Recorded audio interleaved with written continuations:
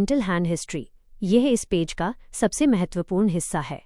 ये एक 5 स्टेप वाली समस्या समाधान प्रक्रिया है जिसे मूल रूप से पोकर खिलाड़ियों के लिए बनाया गया था, लेकिन अब ट्रेडर्स के लिए इस्तेमाल किया जा रहा है। स्टेप 1, समस्या का विस्तार से वर्णन करें।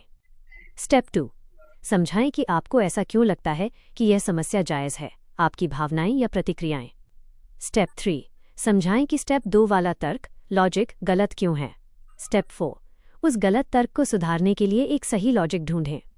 स्टेप 5, समझाएं कि वो सुधार करेक्शन सही क्यों है।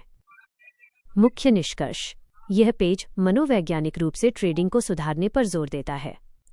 यह सिखाता है कि केवल सकारात्मक सोचने से काम नहीं चलता, बल्कि आपको अपनी मानसिक गलतियों के पैटर्न को पहचानना होगा और उन्हें तार्किक रूप से सुधारना होगा। रिवायरिंग। क्या आप चाहते हैं कि मैं इनमें से किसी एक स्टेप को आपकी किसी खास ट्रेडिंग समस्या जैसे फोमो या रिवेंज ट्रेडिंग पर लागू करके समझाऊं? जरूर। ट्रेडिंग में सबसे आम समस्याओं में से एक है FOMO, fear of missing out, यानी ट्रेड छूट जाने का डर।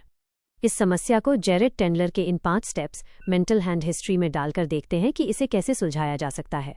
समस्या फोमो, ट्रेड छूटने के डर से गलत एंट्री लेना। स्टेप 1, समस्या का विस्तार से वर्णन करें। Describe the problem. जब मैं देखता हूं कि कोई स्टॉक या चार्ट तेजी से ऊपर जा रहा है और मैंने अभी तक एंट्री नहीं ली है, तो मुझे घबराहट होने लगती है। मुझे लगता है कि ये बड़ी चाल मेरे हाथ से निकल जाएगी। इस डर में मैं बिना अपने सेटअप का इंतजार किए चलती ट्रेन में कूद जाता हूं, हाईएस्ट प्राइस पर खरीद लेता हूं और अक्सर उसके तुरंत बाद मार्केट नीचे आ जाता है। स्टेप 2, समझाएं कि यह तर्क लॉजिक उस वक्त सही क्यों लगता है।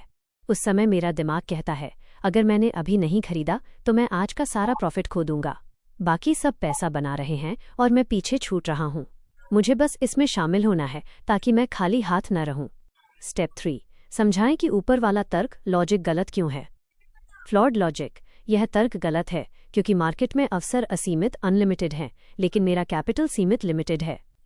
गलत जगह एंट्री लेने का मतलब है कि मैं अपने रिस्क मैनेजमेंट को खिड़की से बाहर फेंक रहा हूं। एक ट्रेड छूटने से मेरा अकाउंट जीरो नहीं होगा, लेकिन एक गलत फोमो ट्रेड से बड़ा लॉस हो सकता है।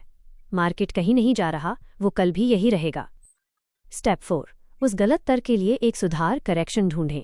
नया तर्क ये होना चाहिए, मेरा काम हर मूव को पकड़ना नहीं है, बल्कि केवल उन मूव्स को पकड़ना है जो मेरे ट्रेडिंग प्लान और एज के अंदर आते हैं। अगर प्राइस निकल गया है तो इसका मतलब है कि वो ट्रेड अब मेरे लिए नहीं बचा।